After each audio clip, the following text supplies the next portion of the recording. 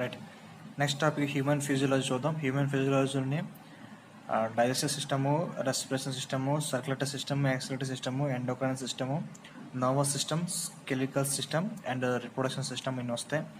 మనం already circular system గురించి మాట్లాడుకున్నాం కాబట్టి ఓకే. ఇప్పుడు రిమైనింగ్ అన్నీ కూడా మీకు టాపిక్ వైజ్ ఎక్స్ప్లెయిన్ చేస్తాను. ఈరోజు digestive system and respiratory system కోసం మాట్లాడుకుందాం. ఓకేనా.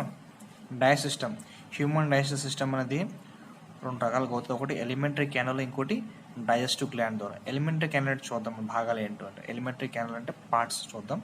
Mouth, oesophagus, stomach, small intestine, large intestine ఈ యొక్క ఎలిమెంటరీ క్యానల్ యొక్క భాగాలు అనమాట. డైజెస్టివ్ గ్లాండ్స్ అని చూద్దాం. Salivary gland, liver, pancreas, small intestine, gastric juices and stomach ఇవన్నీ కూడా డైజెస్టివ్ గ్లాండ్స్ అంటాం అనమాట. ఓకేనా. డైజెస్టివ్ సిస్టమ్ గ్లాండ్స్ అనమాట ఇవి. So digestion ఎలాగవుతుంది?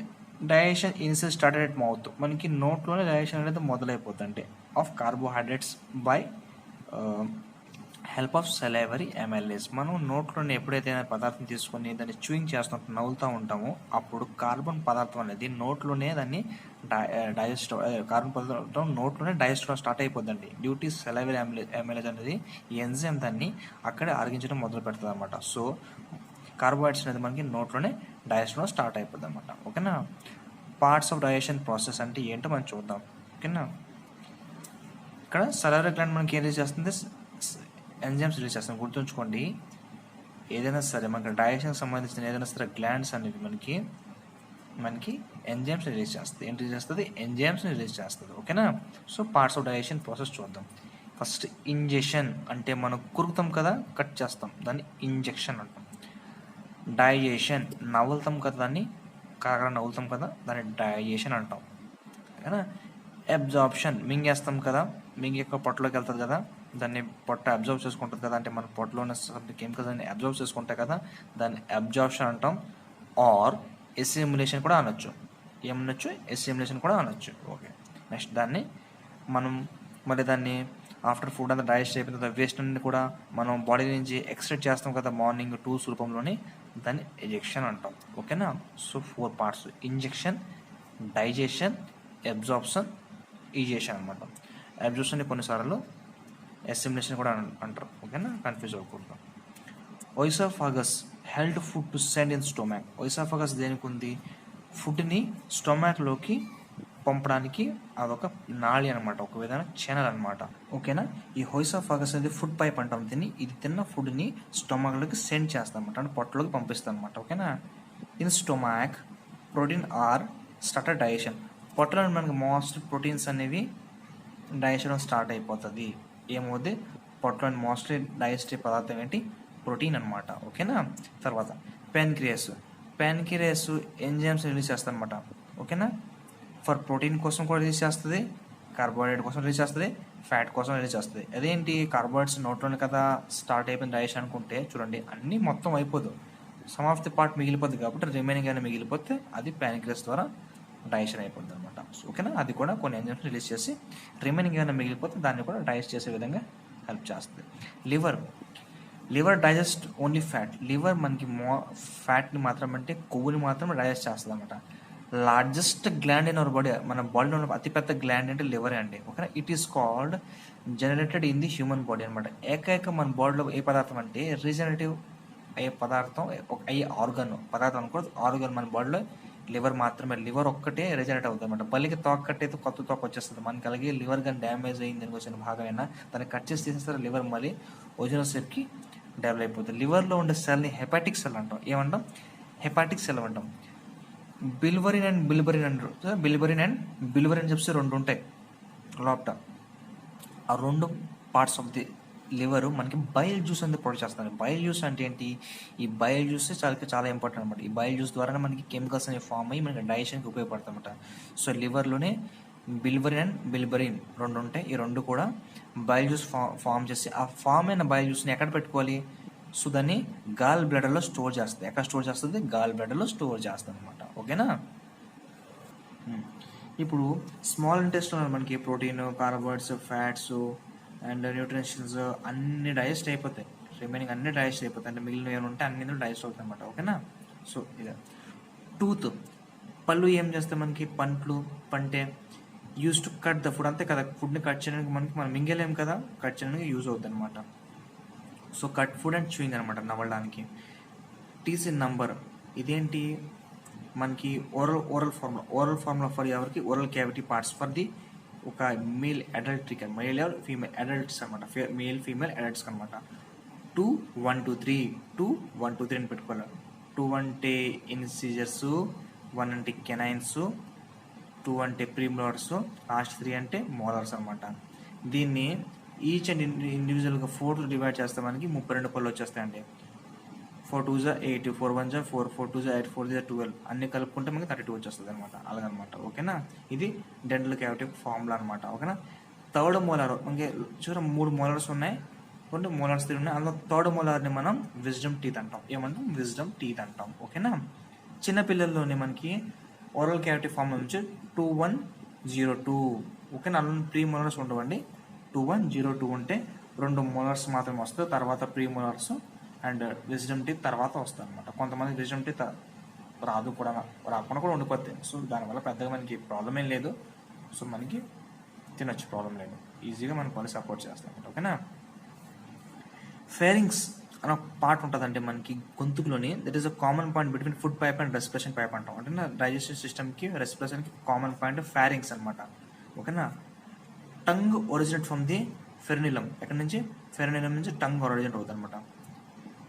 3 glands of the oral cavity అంటే ఓరల్ క్యావిటీ 3 గ్లాండ్స్ అంటే సలైవరీ గ్లాండ్స్ యొక్క 3 పార్ట్స్ ఏంటో చూద్దాం మనం. 3 గ్లాండ్స్ అని చూద్దాం. ఒకటి పారాటాయిడ్, సబ్లింగ్వల్, సబ్ మ్యాండిబులర్. అడుగుతారండి, oral cavity 3 glands of the oral cavity, 3 glands of the oral cavity లేదా సలైవరీ గ్లాండ్ అంటాం. ఓకేనా, 3 glands of the oral cavity లేదా సలైవరీ గ్లాండ్స్ ఏంటి అడుగుతాడు.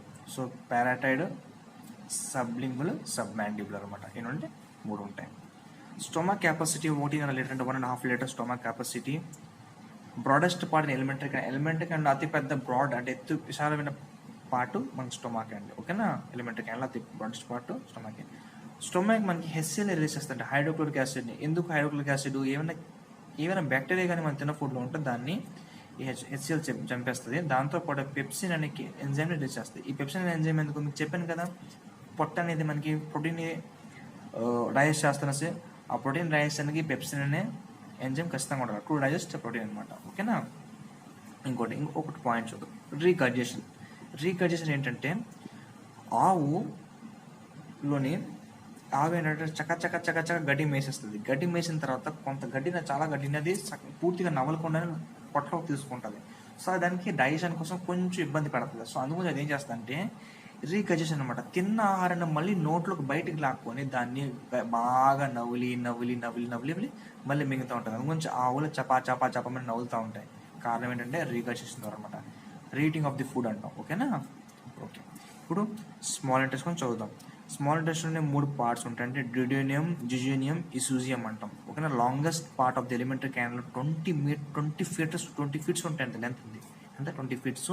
3 పార్ట్స్ డ్యూడేనియం, జిజోనియం, ఇసూజియం అంటాం. డ్యూడేనియం, జిజోనియం, ఇసూజియం 3 పార్ట్స్, పేరు గుర్తుంచుకోవాలి. ఓకేనా, సో ఖచ్చితంగా గుర్తుపెట్టుకోవాలి ఖచ్చితంగా 3 పార్ట్స్. ఓకేనా, డ్యూడేనియం అంటే common passage to enter bile juice and food from the stomach అనమాట. స్టొమక్లోకి బయల్ జ్యూస్ అండ్ ఫుడ్ 2 ఎంటర్కి కామన్ ప్యాసేజ్ అయితే డ్యూడేనియం అనమాట. ఫుడ్ ఓఎస్ఎఫాగస్ ద్వారా ఫుడ్ వచ్చేస్తుంది, బట్ ఒక కామన్ గేట్ నుంచి 2 రావాలి కదా. సో ఈ కామన్ గేట్ డ్యూడేనియం అనమాట. సో ఫుడ్ వచ్చిన తర్వాత అందులో హెచ్సిఎల్ వదులుతుంది, పెప్సిన్ వదులుతుంది, డైజెస్ట్ చేస్తుంది. ఓకేనా, during fat product consumption when it reaches duodenum, the gallbladder release bile juice అనమాట. ఎప్పుడైనా సరే ఫ్యాట్ ప్రొడక్ట్స్ అనేవి స్టొమక్లోకి చేరిన తర్వాత ఈ గాల్ బ్లాడర్ త్రూ డ్యూడేనియం ద్వారా మనకి ఫ్యాట్ని కరిగించే ఎంజైమ్స్ని అంటే బైల్ జ్యూస్ని రిలీజ్ చేస్తుంది దీనిలోకి, పొట్టలోకి. ఓకేనా, ఎప్పుడైనా ఫ్యాట్ తిన్నాం అనుకోండి, ఫ్యాట్ పదార్థం తింటే అప్పుడు డ్యూడేనియం నుంచి ప్యాసేజ్ ఓపెన్ అయ్యి మనకి మనం స్టోర్ అయిన గాల్ బ్లాడర్లో ఏముంటుంది, గాల్ బ్లాడర్ స్టోరేజ్ ఉంటుంది కదా, బయల్ జ్యూస్ స్టోరేజ్. ఆ స్టోరేజ్ నుంచి బయల్ జ్యూస్ మనకి పొట్టలోకి వచ్చి ఈ యొక్క ఈ యొక్క ఫ్యాట్ని కరిగించడానికి హెల్ప్ చేస్తుంది అనమాట. ఓకేనా, నెక్స్ట్ ప్యాన్క్రియాస్ చూద్దాం. ప్యాన్క్రియాస్లో మూడు ఎంజైమ్స్ రిలీజ్ చేస్తాయి, amylase, lipase, trypsin. Amylase carbohydrates డైజెషన్కి యూజ్ అవుతుంది.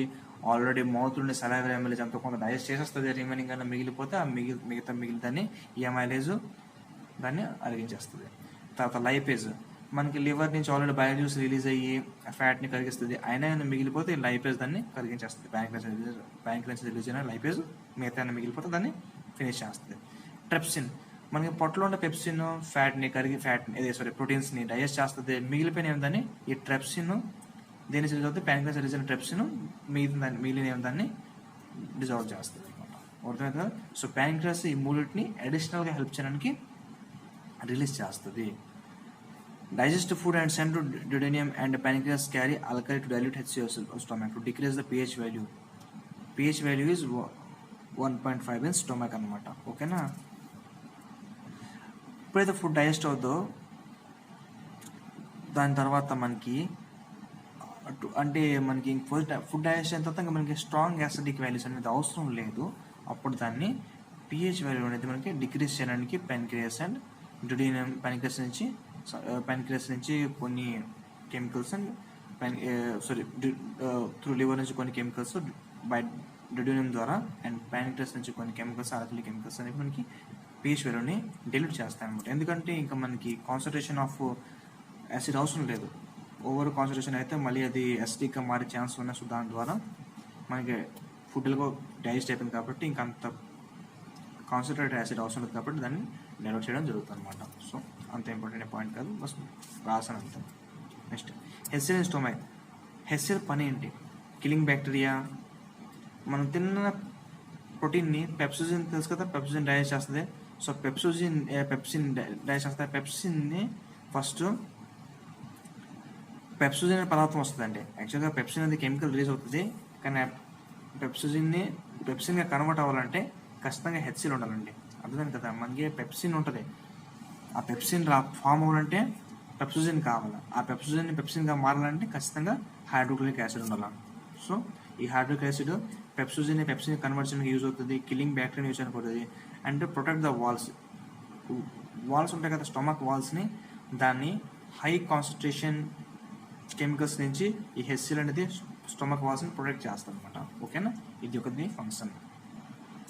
Food stored in stomach is called bolus. మనకి ఫుడ్ స్టొమక్ స్టోర్ అవుతుంది కదా, ఇన్ ద ఫార్మ్ ఆఫ్ ఏ ఫామ్లో స్టోర్ అవుతుంది? బోలాస్. ఏ ఫామ్ బోలాస్లో స్టోర్ అవుతుంది అనమాట. ఓకేనా. అడుగుతుంది బిట్ అది ఏ ఫామ్లో స్టోర్ అవుతుంది? బోలాస్ ఫామ్లో స్టోర్ అవుతుంది. బైల్ డక్ట్ ఏంటంటే బైల్ జ్యూస్ మనకి ఫ్లో అవుతుంది కదా, ఒక ఛానల్, ఒక పైపు అంటాం. ఆ పైప్ జ్యూస్ అది ఏదైతే దాని ఫామ్ అవుతుందో దాన్ని బైల్ డక్ట్ అంటాం, ఒక పైప్ లాంటిది అనమాట. It is use to release bile juice from the gall bladder to liver called hepatic అంటాం. ఓకేనా. It is to release bile juice from the gall bladder. ఓకేనా. అదే గాల్ బ్లాడర్ నుంచి రిలీజ్ అయిన బైల్ జ్యూస్ కోసం ఒక పైప్ కావాలి కాబట్టి సో ఆ పైప్నే బైల్ డక్ట్ అంటాం. ఓకేనా. లివర్ ఇస్ కాల్డ్ హెపాటిక్ అంటాం. లివర్ని ఏమంటాం? హెపాటిక్ అంటాం. Nothing but study of liver is called hepatology. ఓకేనా. Study of stomach is called gastrology అంటాం. ఓకేనా. గ్యాస్ట్రాలజీ అంటాం. Salivary help to digest carbohydrates మనం చదువుకున్నాం. Salivary amylase, pepsin help to digest protein మనం చదువుకున్నాం విత్ హెల్ప్ ఆఫ్ ట్రిప్సిన్. అయితే చెప్పాను కదా, ట్రిప్సిన్ ప్యాన్క్రియాస్ రిలీజ్ చేస్తుంది, పెప్సిన్ స్టొమక్లో ఉంటుంది. రెండు కలిపి మనకి ప్రోటీన్ని డైజెస్ట్ చేస్తుంది. Lipase help to digest fat with the help of bile juice lipase రెండు కలిసి ఫ్యాట్ని డైజెస్ట్ చేస్తుంది. Glucose after digestion of food convert to glucose. ఓకేనా. అంటే కదా మనం తిన్న ఫుడ్ గ్లూకోజ్ ఉంది కదా, మనం తిన్న ఫుడ్ డైజెషన్ తర్వాత గ్లూకోజ్ కన్వర్ట్ అవుతుంది, ప్రోటీన్స్ అనేవి అమినో యాసిడ్గా కన్వర్ట్ అవుతుంది, ఫ్యాట్ అనేవి ఫ్యాటీ యాసిడ్గా కన్వర్ట్ అవుతాయి. ఓకేనా. ఇలాగ మారిపోతాయి. ఎందుకంటే మనం తిన్నవన్నీ కూడా కాంప్లెక్స్ ఫామ్ అండి. కాంప్లెక్స్ ఫామ్లో మనకి ఎందుకు కూడా పని చేయవు. దాన్ని సింపుల్ ఫామ్లో మార్చుకున్నాక మన బాడీ దాన్ని యూజ్ చేయగలుగుతాం. ఓకేనా. కాంప్లెక్స్ ఫామ్లో సింపుల్ ఫామ్లో కన్వర్ట్ చేసుకుంటుంది. ఓకే. సో ఫ్యాటీ యాసిడ్ని ఎడిపోస్ టిష్యూ స్టోర్ చేస్తుంది. ఎక్కువ ఉంటుంది ఫ్యాటీ యాసిడ్, ఏం చేసుకోవాలా? ఎక్కడ స్టోర్ అవుతుంది? ఎడిపోస్ టిష్యూలో స్టోర్ అవుతుంది అనమాట. ఎమినో యాసిడ్ మన బాడీ అబ్జర్వ్ చేసుకుంటుంది. ఎక్సెస్ ప్రోటీన్ ఉన్న ఎమినో యాసిడ్ని మన బాడీ అబ్జర్వ్ చేసుకుంటుంది. ఓకేనా. ఇది glucose directly observe by the small intestine. మిగతా గ్లూకోజ్ ఏముందని స్మాల్ ఇంటెస్టైన్ డైరెక్ట్గా అబ్జర్వ్ చేసుకుంటుంది. ఓన్లీ ఫ్యాట్కి మాత్రమే అడిపోస్ టిష్యూ స్టోర్ చేసుకుంటుంది. ఎమినో యాసిడ్ కూడా అబ్జర్వ్ అయిపోద్ది, గ్లూకోజ్ కూడా డైరెక్ట్గా స్మాల్ ఇంటెస్టైన్ అబ్జర్వ్ అయిపోద్ది. ఓకేనా. అండ్ దాని తర్వాత అబ్జర్వ్ చేసుకున్న తర్వాత దాన్ని చెప్పాను కదా ఏటీపీగా ఫామ్ చేసుకొని మనకి ఎనర్జీ ప్రొడ్యూస్ చేసుకొని మన బాడీకి యూజ్ చేసుకుంటాం. Small intestine use to observe food. Small intestine ఏం చేస్తుంది? తిన్న ఫుడ్ని అబ్జర్వ్ చేసుకోవడానికి స్మాల్ ఇంటెస్టైన్ ఖచ్చితంగా ఉండాలి. ఏముండాలి? స్మాల్ ఇంటెస్టైన్ ఖచ్చితంగా ఉండాలి. తిన్న ఫుడ్ని స్మాల్ ఇంటెస్టైన్ అబ్జర్వ్ చేసుకుంటుంది. ఓకేనా? రీజన్ ఎందుకు చేసుకుంటుంది? Finger like apparatus called villi. ఇందాక మనం మైటోకాండ్రియా నుంచి మాట్లాడుకుంటాం. విలి చెప్పాను కదా, గజగజమని విలిగా చిన్న చిన్న పనస్ పండు మీద పైన ఎలా ఉంటుంది గజగజగా, ఆ విధంగా ఉంటుంది. సేమ్ అదే విధంగా స్మాల్ ఇంటెస్టైన్ ఉంటుంది. మీకు చెప్పాను కదా, బోటి తింటాం కదా చాలా మంది మేకది, దాని లోపల ఉంటుంది మనకి ఎలాగా విలి పదార్థం ఉంటుంది. అది ఏంటంటే నథింగ్ బట్ అదే ఫుడ్లోనే ఎనర్జీని సక్ చేసుకుంటుంది, అబ్జర్వ్ చేసుకుంటుంది అనమాట. ఓకేనా? During the passage of glucose through small intestine there villis are started absorbing glucose and send to the body. అది చెప్పాను నేను. ఎప్పుడైతే ప్యాస్ అవుతుందో ఆ విలీస్ అనేవి గ్లూకోజ్ని అబ్జర్వ్ చేసుకుని బాడీకి అందిస్తూ ఉంటుంది అనమాట, అండ్ అదర్ పార్ట్స్ కూడా అందిస్తూ ఉంటుంది అనమాట. నెక్స్ట్ లార్జ్ ఇంటెస్టైన్ చూద్దాం. లార్జ్ ఇంటెస్టైన్లో మోస్ట్లీ మనం తిన్న కెమికల్స్ అంటే ఏంటంటే టాబ్లెట్స్, సర్బ్స్ ఉంటాయి కదా, అంటే ఆయుర్వేదిక్ మెడిసిన్స్, హర్బ్స్, గిబ్స్, ఇవన్నీ కూడా మనకి పెద్ద పేగు అంటే లార్జ్ ఇంటెస్టైన్లోనే అబ్జర్వ్ అవుతుంది. ఓకేనా? దీనికి 3 భాగాలు ఉంటాయి. సీకమ్, కోలం, రెక్టమ్ అంటాం. ఏమంటే సీకమ్, కోలం, రెక్టమ్ అంటాం. ఈ 3 కూడా లార్జ్ ఇంటెస్టైన్ పార్ట్స్ అనమాట. ఓకేనా? Lakh of protein lead to అంతే, ఇది ఎంతనే లార్జ్ ఇంటెస్టైన్ కంప్లీట్ అయిపోయిందట. కొన్ని డేస్ చూద్దాం. Lack of protein lead to kwashiorkor or marasmus disease అనమాట. ప్రోటీన్స్ తక్కువ ఉంటే క్యూవెస్కర్ అండ్ మరస్మస్ డిజీజ్ అని ఫామ్ అవుతుందన్నమాట. ఇన్ఫ్లమేషన్ ఆఫ్ ఇంటెస్టైన్ అంటే ఏంటంటే, ఇన్ఫ్లమేషన్ అంటే ఏం లేదు, దాన్ని మనం ఏంటంటే రగడిపోవడం అన్నమాట. బాగా దాన్ని ఎక్కువగా మనం ఏదైనా ప్లేస్ మనం ఎక్కువగా రబ్ చేస్తే రప్చర్ అయిపోద్ది కదా, దాన్ని ఇన్ఫ్లమేషన్ అంటాం అనమాట. ఓకేనా?